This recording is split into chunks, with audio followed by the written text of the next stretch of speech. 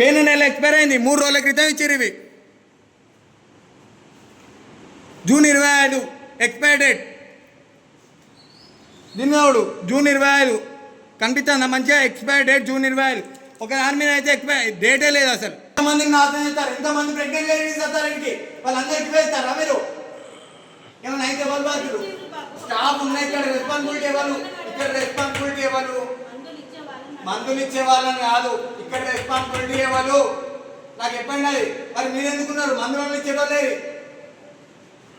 మందులు ఇచ్చేటోళ్ళు ఉండాలి కదా. ఏరి రమ్మని మాట్లాడతా వాళ్ళతోనే. ఎట్లా జాబ్లు ఇచ్చింది వాళ్ళకు? సూపరింటెండెంట్ హాస్పిటల్ మెయింటైన్ చేసే ఎక్స్పీరియడ్ అన్ని ఎక్స్పైర్ అయ్యే ఉన్నాయి. చూపిస్తారు మేడం. June expire June 2025. ఇది కూడా ఇది అయితే టాబ్లెట్ కాదా? ఒకటి స్ట్రిప్ చూపించలేదు కదా, 3 స్ట్రిప్స్ చూపిస్తాను. ఇక్కడ చూడండి, ఎక్స్పైర్ జూన్ 2025, ఎక్స్పైర్డ్ జూన్ 2025 అందుకన్నా దీని మీద కూడా చూపిస్తారు. 8వ నెల, ఈ నెల 25వ తారీఖు, ఇదే నెలలో 20. హరీష్, నేను జమ్మికుంట వాస్తవ్యుండి. గత 6 నెలలుగా మా భార్య ప్రెగ్నెంట్గా ఉంది. నేను మొదటి నుంచి హైదరాబాద్లో జాబ్ చేస్తుంటుంటా కాబట్టి అక్కడనే చూపెట్టుకుంటున్నాము.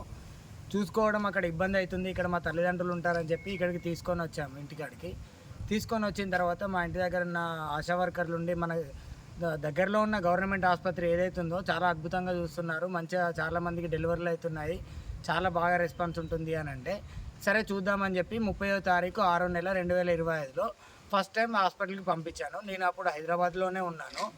పంపించిన తర్వాత ఏమైంది అని అంటే ట్యాబ్లెట్స్ చూశారు, ఓకే అన్నారు. టిఫా స్కానింగ్ రాశారు. సరే టిఫా స్కానింగ్కి ఒక 20 రోజుల తర్వాత వెళ్ళే ముందు, ఇక్కడికి 10 రోజుల తర్వాత వెళ్ళే ముందు హాస్పిటల్కి వచ్చి వెళ్ళమని చెప్పారు. హాస్పిటల్కి యథావిధిగా 10 రోజుల తర్వాత 30వ తారీఖు తర్వాత అంటే 10వ తారీఖు 7వ నెల 2025 నాడు మా భార్య ఆశా వర్కర్తో పాటు హాస్పిటల్కి రావడం జరిగింది. టిఫా స్కానింగ్ మెగా స్కానింగ్ సెంటర్కి టిఫా స్కానింగ్కి పంపించారు. పంపించిన తర్వాత ఏమైంది అని అంటే ట్యాబ్లెట్స్ ఇచ్చారు. ట్యాబ్లెట్స్ ఇవ్వడం వల్ల మా భార్య ఏమైంది చూడలేదు, తను వేసుకుంది. నెక్స్ట్ డే రోజు నైట్ ఏమైంది అని అంటే ఆమెకు వన్ సైడ్ లెఫ్ట్ సైడ్లో stomach pain and back pain వస్తుంది అని చెప్పి అన్నది. దాంతో నేను కొంచెం గాబరపడి చూసి కాసేపు వెయిట్ చేసి ఒక జ్యూస్ చేసి ఇచ్చాను.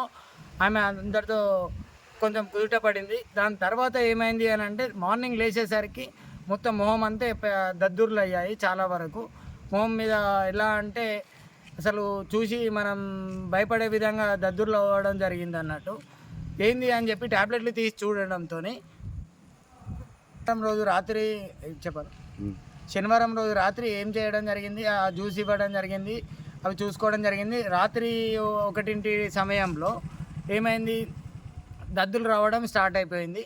ఆ రాత్రి ఎక్కడికి తీసుకెళ్లాలో అర్థం కాక నెక్స్ట్ డే రోజు ఉదయం నేను ఆ ట్యాబ్లెట్లు తీసి చూడడంతో అవి మొత్తం పెయిన్ నెల ఎక్స్పైర్ అయిపోయిన జూన్ 2025లో ఎక్స్పైర్ అయిన ట్యాబ్లెట్లు ఇవ్వడం జరిగింది గవర్నమెంట్ హాస్పిటల్ వాళ్ళు. మొత్తం దగ్గర నా దగ్గర 15 షీట్ల వరకు ఉన్నాయి. అది కాకుండా నేను హాస్పిటల్ యాజమాన్యానికి వచ్చి అడగడంతో ఈయన శ్రీకాంత్ రెడ్డి, ఆయన వచ్చేసి అతని పేరు శ్రీకాంత్ రెడ్డి, ఆయన వచ్చేసి హాస్పిటల్ ఇన్ఛార్జ్ అన్నట్టు. ఆయన అడిగితే ఏమైనా చేసుకో, 50 మందిని ముంగట కూర్చోబెట్టుకొని ధర్నా చేసుకో. ఆదివారం రోజు నేను వచ్చి అడగడంతో 50 మందిని హాస్పిటల్ ముంగట కూర్చోబెట్టి ధర్నా చేసుకో, కేసు పెట్టుకున్నా కానీ నీతో ఏం కాదు అని చెప్పి అని అంటున్నారు. వీళ్ళైతే వేరే ట్యాబ్లెట్లు ఇస్తారు, తీసుకొని వెళ్ళిపో, నీ భార్యను చూసుకో, అంతకుమించి ఏం జరగదు ఇక్కడ అని చెప్పి ఆయన బెదిరించడం జరుగుతుంది. ఇది జరిగిన విషయం.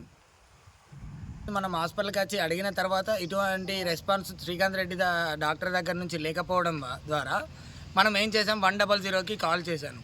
కాల్ చేసిన వెంటనే వాళ్ళు వచ్చారు, నన్ను పోలీస్ స్టేషన్కి తీసుకొని వెళ్ళారు కంప్లైంట్ ఇస్తూ అని చెప్పని.